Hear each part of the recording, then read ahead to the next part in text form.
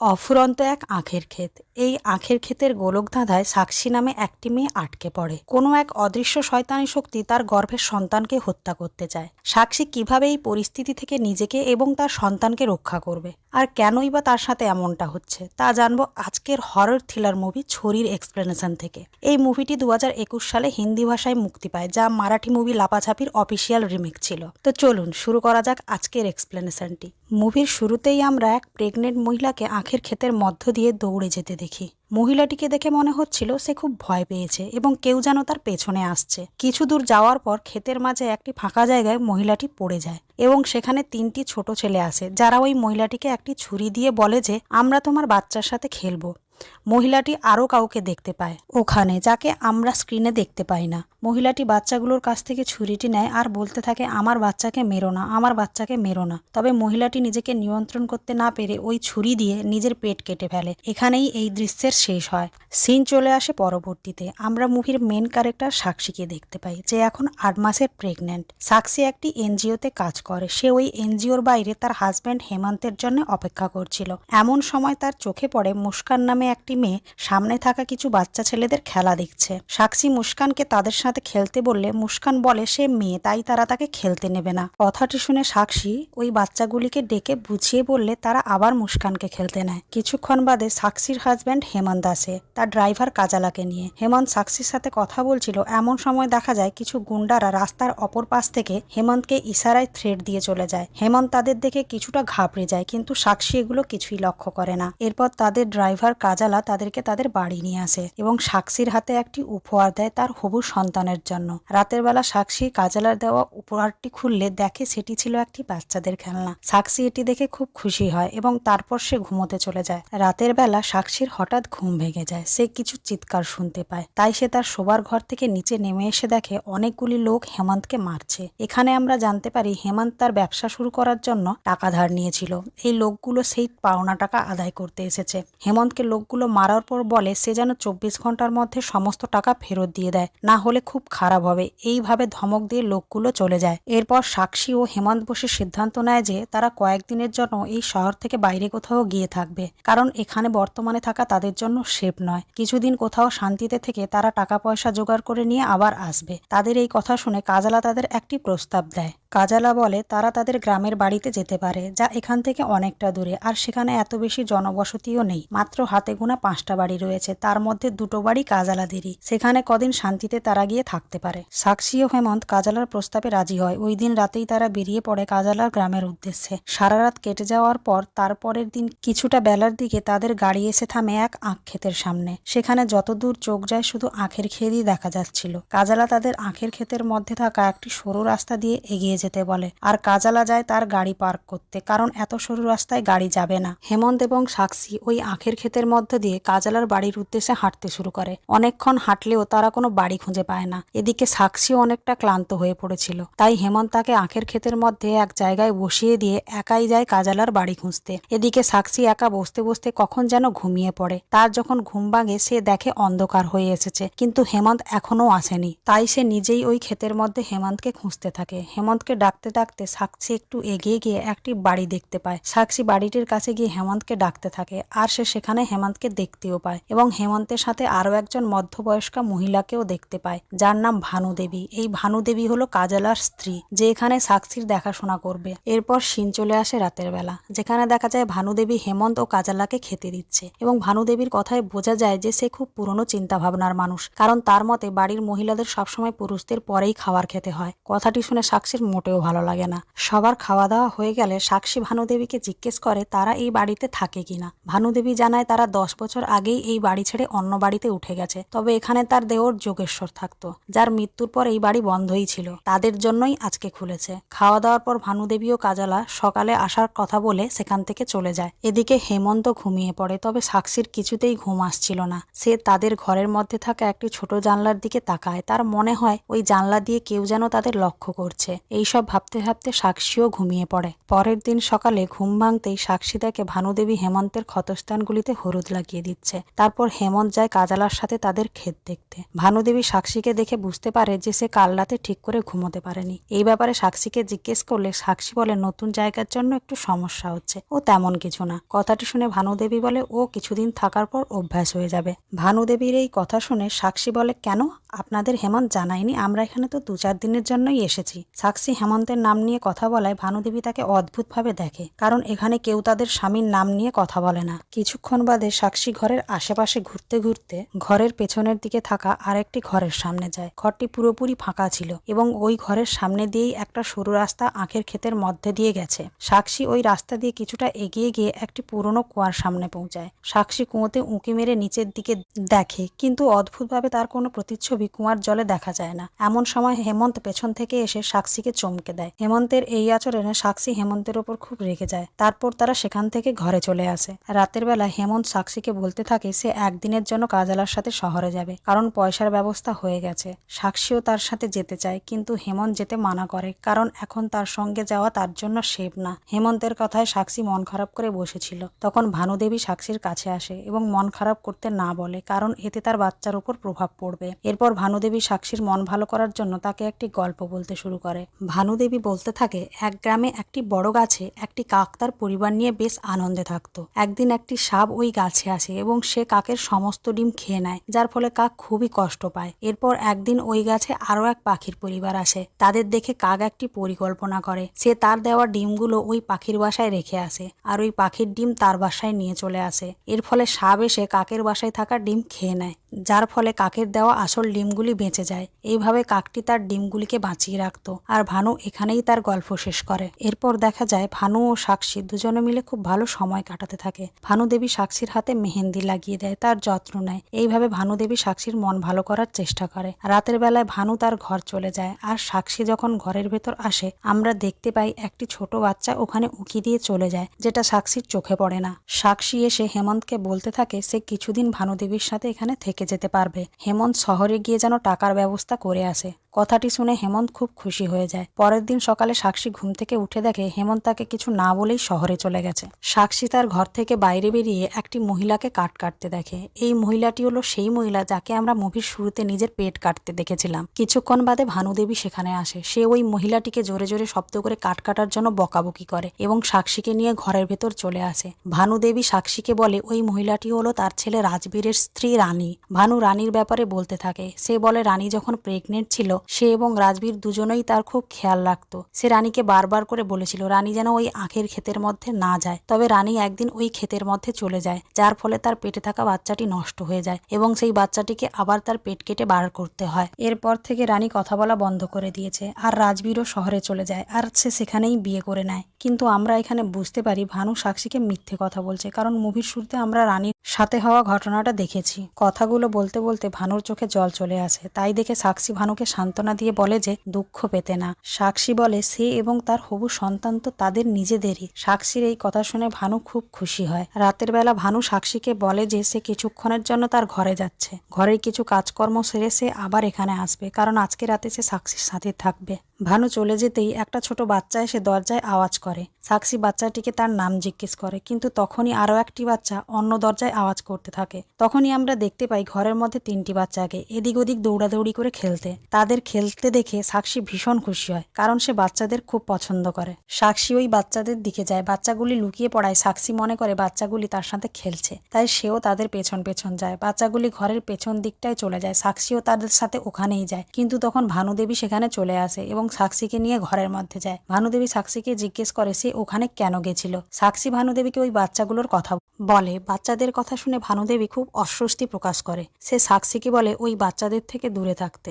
ভানুর এই কথায় সাক্ষী রেগে যায়। সে বলে বাচ্চাদের থেকে আমি কেন দূরে থাকতে যাব। তখন ভানুদেবী বলে যে রানীকেও আমি বলেছিলাম ওই বাচ্চাদের থেকে দূরে থাকতে, সে আমার কথা শোনেনি, যার ফল সে পেয়েছে। আর তুমিও না শুনলে তার পরিণাম খুব একটা ভালো হবে না। ভানুর এইসব কথা শুনে সাক্ষীর কিছুটা অদ্ভুত লাগে। তখনকার মতো মতো তারা ঘুমিয়ে পড়ে। রাতের বেলা সাক্ষীর ঘুম ভাঙলে সে দেখে ভানুদেবী না ঘুমিয়ে তার বিছানার পাশে অদ্ভুতভাবে বসে আছে। সাক্ষী চমকে উঠে কি হয়েছে জানতে চাইলে ভানু বলে যে তার ঘুম আসছে না। পরের দিন সাক্ষী আবার ওই বাচ্চা তিনটিকে দেখতে পায়। বাচ্চাগুলো আবারও ওইভাবে লুকোচুরি খেলছিল। সাক্ষী তাদের পেছনে যেতে থাকে এবং সে ওই ঘরটির দরজার সামনে এসে দাঁড়ায় যেখানে কাল রাতেও সে এসেছিল। সাক্ষী ওই ঘরের দরজার সামনে একটি রেডিও পায়। রেডিওটিতে একটি মেয়ের গলায় গান শোনা যায়। গানটি শুনে মনে হচ্ছিল কোনো মা তার যেন সন্তানকে স্নেহ ভরে ঘুম পাড়াচ্ছে। সাক্ষী ওই ঘরের মধ্যে যায় এবং আমরা দেখতে পাই কোনো এক মহিলা অদ্ভুতভাবে সাক্ষীর পেছনে দাঁড়িয়েছিল। সাক্ষী বাইরে এলে মহিলাটিকে আমরা একটি বাচ্চার সাথে দাঁড়িয়ে থাকতে দেখি। সাক্ষী ওখান থেকে আসার সময় হাতে করে রেডিওটি নিয়ে আসে। ততক্ষণে ভানুদেবী ওখানে চলে আসে।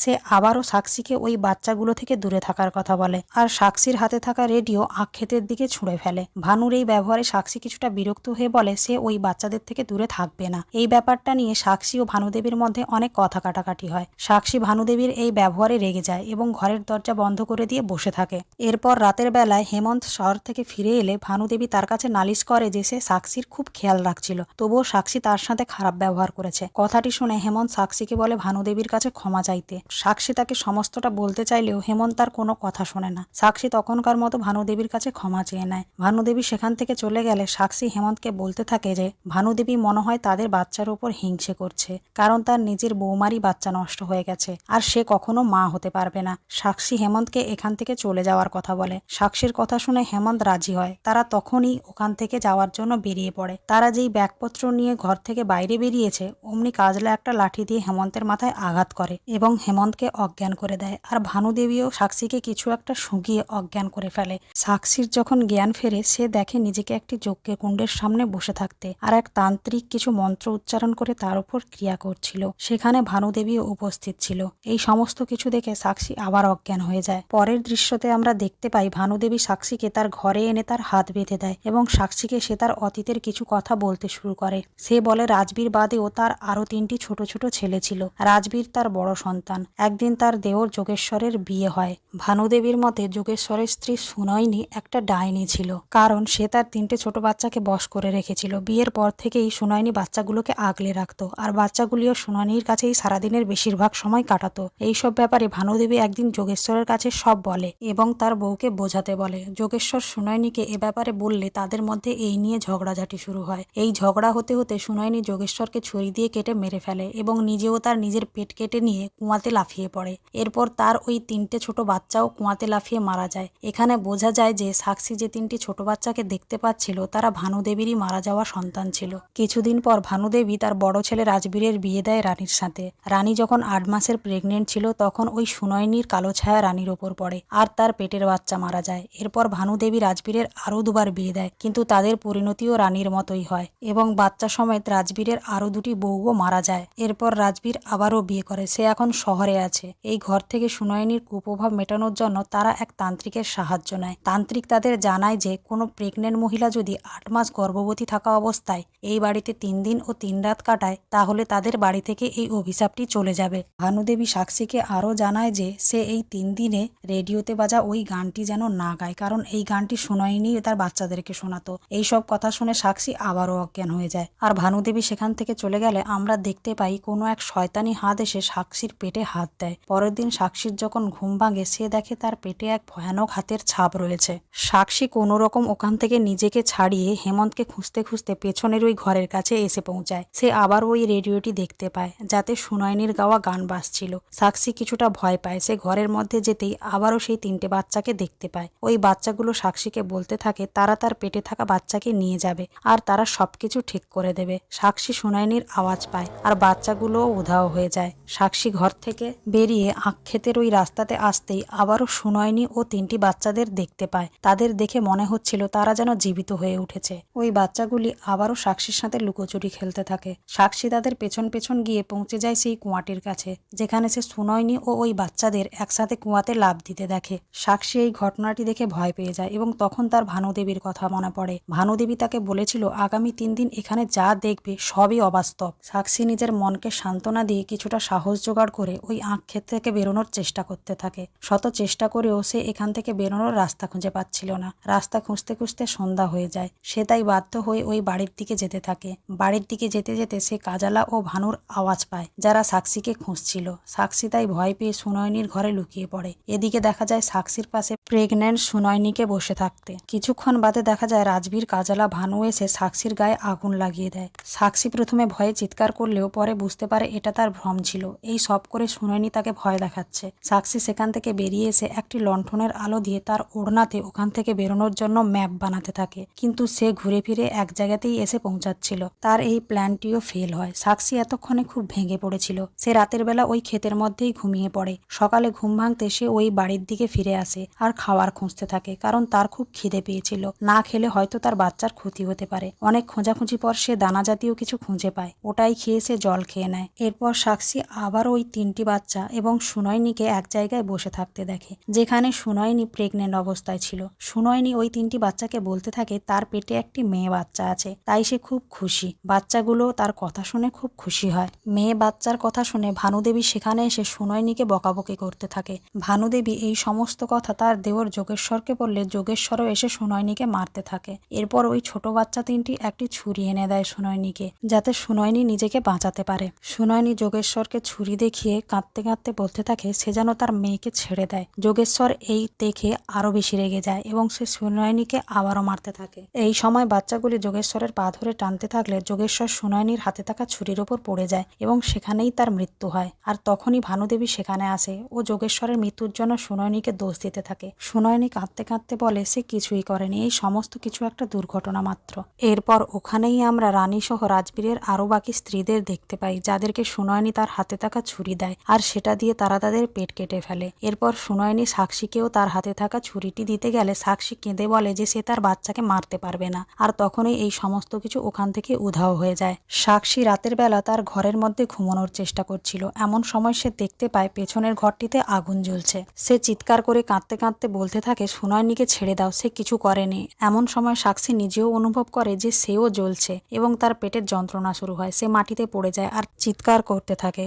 আর তার পাশেই আমরা জ্বলন্ত অবস্থায় কাউকে দেখতে পাই। এরপর সাক্ষী অজ্ঞান হয়ে যায়। কিছুক্ষণ বাদে তার জ্ঞান ফিরলে সে দেখে তার পাশে একটা সদ্যজাত মেয়ে সন্তান রয়েছে। বাচ্চা মেয়েটির পাশে ওই 3টি ছোট ছেলে এসে বসে পড়ে আর বলতে থাকে আমরা এর সাথে খেলবো আর এর খুব খেয়াল রাখবো, এর কিছু হতে দেব না। পরের দিন সকালবেলা সাক্ষীর ঘুম ভাঙতেই ভানুদেবী তাকে বলে সে এক মেয়ে সন্তানের জন্ম দিয়েছে আর রাজবীর তাকে নিয়ে গেছে। কথাটি শুনে সাক্ষী দৌড় দেয় কুয়ার দিকে। কুয়ার কাছে আসতে কাজালা বলে যে এই মেয়ে সন্তানকে স্যাক্রিফাই করলে তাদের খেতে ফসল ভালো হবে। বলা মাত্রই রাজবীর ওই সদ্যজাত শিশুটিকে ফেলে দেয় কুয়াতে। সাক্ষী কুয়ার কাছে গিয়ে নিচের দিকে তাকাতেই সেখানে অনেক সদ্যজাত শিশুকে দেখতে পায়। তখন সাক্ষীর হুঁশ আসে যে সে এখনো প্রেগনেন্ট আর এই সমস্ত কিছু তার সাথে যা ঘটছিল সবই তার ভ্রম ছিল। সাক্ষী আবারও সুনয়নীর গান শুনতে পায় ও ওই বাচ্চাগুলোকে ক্ষেতের মধ্যে দেখতে পায়। ওই বাচ্চাগুলি এসে সাক্ষীকে একটি ছুরি দেয়। সাক্ষী তার বাচ্চা মারবে না বলায় সুনয়নীর আত্মা এসে সাক্ষীকে বশ করে। সাক্ষী নিজের ওপর নিয়ন্ত্রণ হারিয়ে ছুরিটি তার পেটে চালাতে যাবে, তখনই সিনটি এখানেই শেষ হয়। এই ঘটনাগুলোর মাধ্যমে সাক্ষীর 3 দিন ও 3 রাত ওই ঘরে কেটে যায়। পরের দিন হেমন্তকেও দেখা যায়। সেখানে ভানু, কাজলাও উপস্থিত ছিল। হেমন্ত সাক্ষীকে বলে তাদের এখনই এখান থেকে চলে যাওয়া উচিত, কারণ এই লোকগুলো ভীষণই ভয়ঙ্কর। সাক্ষী হেমন্তকে থামিয়ে দিয়ে বলে দাঁড়াও, আজ আমি সবার মুখোশ খুলে দিয়ে যাব। আর এখানে খুলে যায় মুহির আসল রহস্য। সাক্ষী বলতে শুরু করে সুনয়নী তার বাচ্চার ব্যাপারে ভানুর 3 ছেলেকে বলতো এবং সে ভানুর ছেলেগুলিকে ভীষণ ভালোবাসতো। বাচ্চাগুলিও ভানুর থেকে বেশি সুনয়নীর সাথে সময় কাটাতো, যা ভানুর সহ্য হতো না। ভানু এই সমস্ত কথা যোগেশ্বরকে বলে সুনয়নীকে মার খাওয়াতো। একদিন দুর্ঘটনাবশত যোগেশ্বরের মৃত্যু হয়, যাতে সুনয়নীর কোনো দোষ ছিল না, কিন্তু সুনয়নী 8 মাস প্রেগনেন্ট থাকা অবস্থায় কাজালা, ভানু ও রাজবীর মিলে সুনয়নীকে জ্বালিয়ে দেয়। প্রচন্ড জ্বালা যন্ত্রণা নিয়েও সুনয়নী এক কন্যা সন্তানের জন্ম দেয়, যাকে রাজবীর কুয়ায় ফেলে দেয় ভালো ফসল হওয়ার নামে। মেয়েকে বাঁচানোর জন্য সুনয়নী কুয়াতে লাফিয়ে পড়ে আর সুনয়নীকে বাঁচানোর জন্য অবুজ 3টে বাচ্চাও কুয়ায় লাফিয়ে পড়ে। এরপর রাজবীরের বিয়ে হলে রাজবীরের বাচ্চাদেরকেও সুনয়নী মেরে ফেলে। তার কারণ সে চাইতো না যে তাদের বাচ্চাদের সাথেও এমনটা হোক আর রাজবীরের প্রজন্ম আগের দিকে বাড়ুক। ভানু এখানে বলতে থাকে যে সুনয়নী তার বৌমাদেরকে মেরেছে। সাক্ষী ভানুকে থামিয়ে বলে সুনয়নী মারেনি, বরং আপনারা মেরেছেন রাজবীরকে দিয়ে, যাতে তারা এখানকার কথা কারোকে জানাতে না পারে। আর রানী বেঁচে গেছিল কারণ এই ঘটনার পর রানী নিজেই চুপ হয়ে গিয়েছিল। আসলে সুনয়নী কারোকেই মারতে চায়নি, সে সবাইকে তার কষ্টের কথা জানিয়েছিল এবং সবাইকে লড়ার জন্য ছুরি দিয়েছিল। এরপর সিন চলে আসে ফ্ল্যাশব্যাকে। যখন সাক্ষী হাতে ছুরি নিয়ে তার বাচ্চাকে মারতে না চায়, তখন সে সুনয়নীকে বলে যে সে তার সব কষ্ট বুঝতে পেরেছে এবং সে তাদের সবাইকে শাস্তি দেবে যারা সুনয়নীর সাথে অন্যায় করেছে। তখন সুনয়নীর আত্মা সেখান থেকে চলে গিয়েছিল। এখানে আরো এক চমক আসে। এটা জেনে যে হেমন্ত আর কেউ না, কাজালা ও ভানুর ছেলে রাজবীর। সে সুনয়নীর সাথে এত বড় অন্যায় করেছিল, আর এই সমস্ত কিছু সুনয়নী সাক্ষীকে দেখিয়েছে। এই সমস্ত আসল সত্য সামনে এলে সাক্ষী আক্ষেতের ওই সরু রাস্তা দিয়ে হাঁটতে শুরু করে, আর তখনই রানী এসে হেমন্ত, কাজালা ও ভানুকে একে একে ধারালো কিছু দিয়ে আঘাত করে মেরে ফেলে, আর মুভি এখানেই শেষ হয়। আমার এই এক্সপ্লেনেশনটি আপনাদের ভালো লেগে থাকলে অবশ্যই লাইক এবং সাবস্ক্রাইব করবেন, এবং আপনাদের মূল্যবান মতামত অবশ্যই কমেন্ট বক্সে জানাবেন। আপনাদের মতামত আমাকে আরও একটি ভিডিও বানাতে অনুপ্রেরণা দেবে। ততক্ষণ আপনারা সবাই ভালো থাকুন এবং সুস্থ থাকুন। দেখা হবে নেক্সট ভিডিওতে।